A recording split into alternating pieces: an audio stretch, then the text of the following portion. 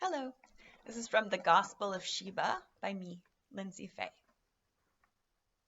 It's absolutely no good, Mr. Lomax, Mr. Theodore Grange piped shrilly this morning, reappearing after an absence of 6 days, and dropping the magical texts I'd recommended upon a table from emphatic height.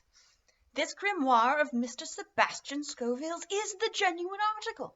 I have researched extensively along the lines which you suggested, and am forced to conclude that a hitherto undiscovered demonic text of great power and possibly greater malevolence has been unearthed.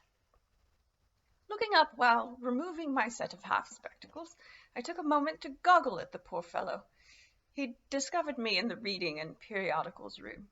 I'd tucked myself out of immediate sight under one of the tall white pillars in a commodious leather armchair, subtly hiding from the librarian as I studied ancient Celtic coins on behalf of a member.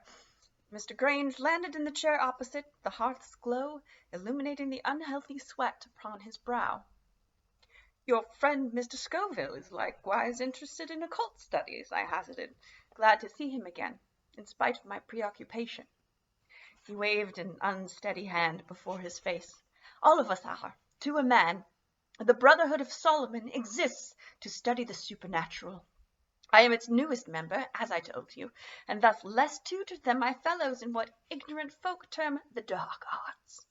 The club is a small one, and consists of influential men of business, you understand.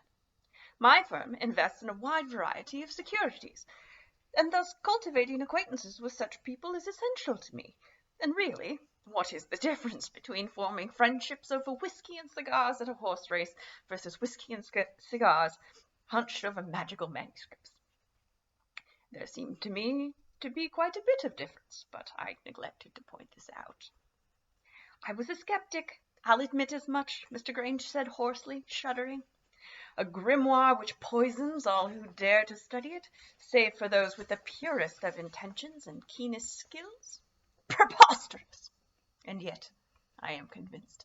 The Gospel of Sheba is a text of extraordinary power, and a power Mr. Scoville can wield alone. Tapping my spectacles against my lip, I pondered. Grimoires are paradoxes after my own heart.